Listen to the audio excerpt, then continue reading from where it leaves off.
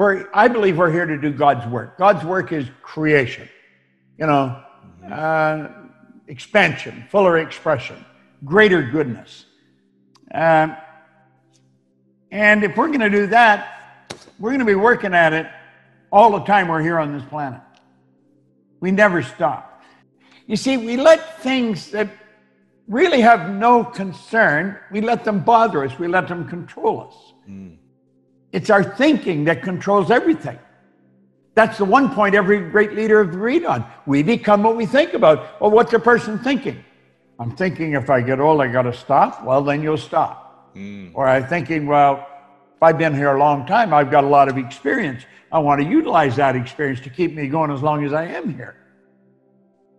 I think we should be thinking about the greatness, like it's the school of greatness. I think we ought to be thinking about the greatness that we've got locked up within us and bring it to the surface. Everyone has deep reservoirs of talent and ability within them, and they can bring it to the surface to accomplish anything they want. Now, to sit in fear and wonder what's going to happen, that is a dumb waste of your talent and your time. Yeah. And unfortunately, that's what most of the media is promoting right now. To believe in fear is to believe in something you can't see. To believe in faith is to believe in something you can't see. Well, if you have a choice, I think I'd choose faith over fear. Absolutely. I think I believe where I can really see something happen. I believe we're going to have a phenomenal year in our company. In fact, I have a business partner, Sandy Gallagher, and a very bright lady, was a securities attorney prior to joining us.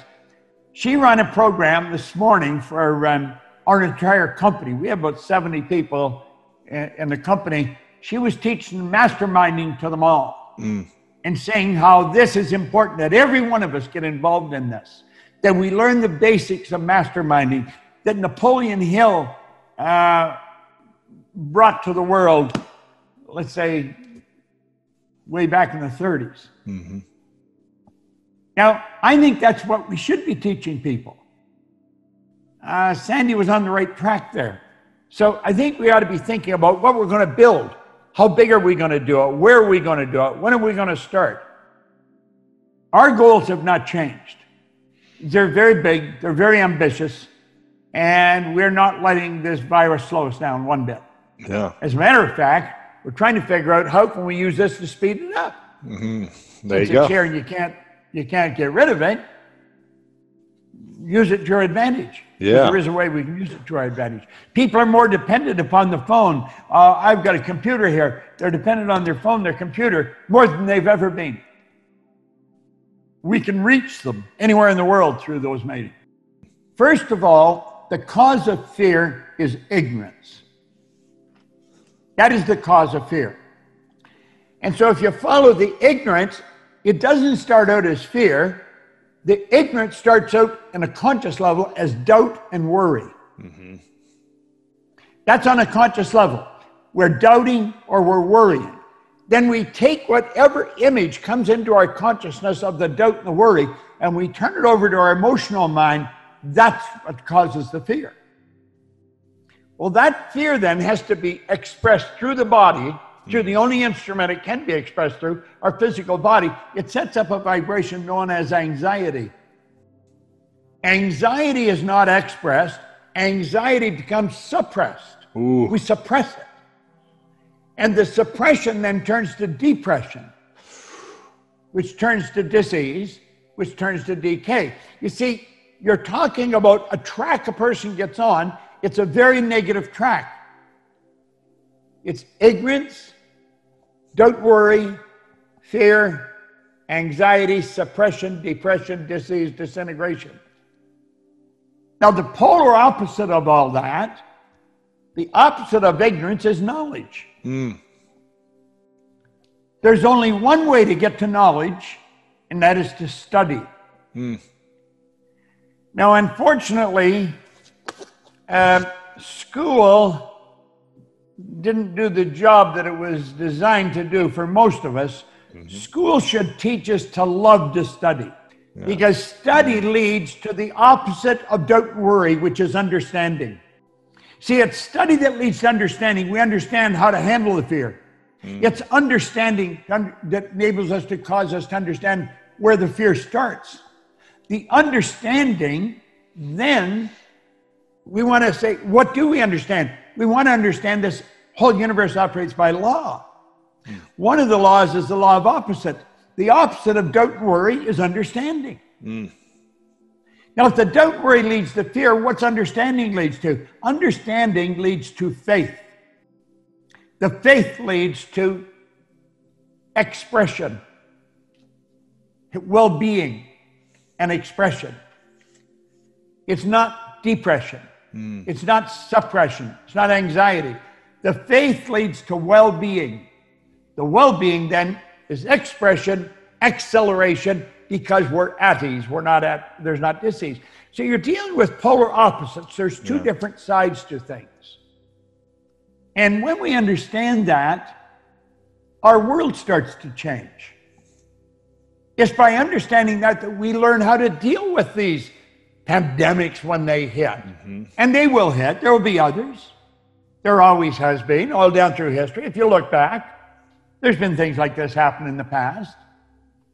And unfortunately, the masses are sort of paralyzed by it. And as a people, we add to that paralysis by feeding them more of what scares them. What we should be doing is helping them understand what the hell's going on. Why do we do that as people? Why do we feed people more of what scares them as opposed to what you and I do, which is try to be that's what people want. That's what they buy. People don't buy good news. People buy bad news.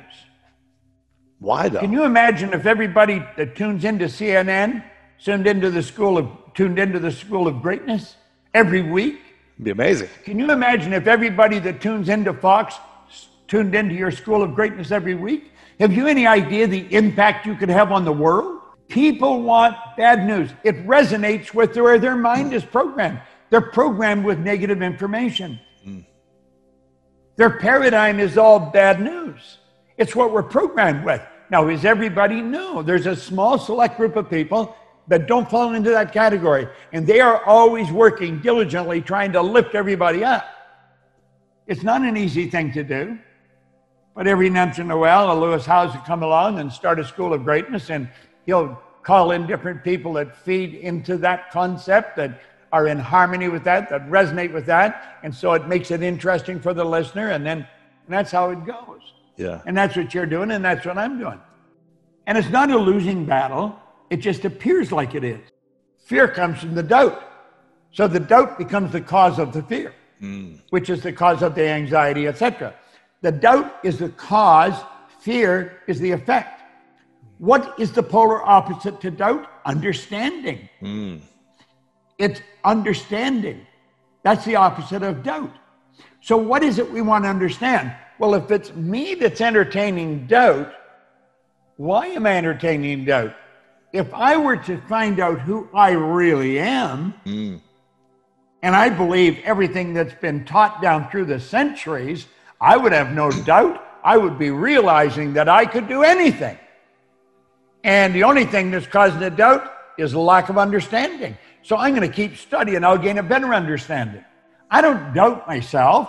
I don't doubt what I can do. Does that mean that I can do everything? No. When doubt appears, I'll eliminate it. And I'll eliminate it fast because I'm going to figure out how to do whatever it is I'm doubting. And you see, if it's me that I'm doubting, it's because I don't understand me well enough. I did a broadcast the other day. It was all over the place. We had thousands into it on self-image. And we've got to get a better image of ourselves. We have to get a true image of ourselves, understand who we are, how our mind functions. Realize this physical instrument we're living in is nothing but an instrument. It's the instrument of the mind. And the mind expresses itself with and through this thing we call our body. Well, let's understand that better. This thing, you get enough power in your one hand to light up that building you're in for probably a month. Wow. There's about 11 million kilowatt hours per pound potential energy locked up in the electrons and the atoms of the body. Well, that's the invisible power that's in me. I want to understand that better. That's the physical side. What's the higher side? higher side is my intellectual side. And that is the intellectual factors that I run through earlier. Perception, will, reason, imagination, memory, and intuition. There's 6 of them. And as I understand those more, as I understand my intellectual factors, I'm using the things and I'm utilizing and developing the things that separate me from all the rest of the animal kingdom of which I'm a part. Then I can tap into the spiritual essence of who I am, because we're spiritual beings. And that's where the greatness lies. It lies in understanding the spiritual essence of who we are. You see, our spiritual DNA is perfect. It requires no improvement. It requires no modification. Our spiritual essence is perfect. And that perfection is within us. So the trick is figuring out how to express it in a greater way.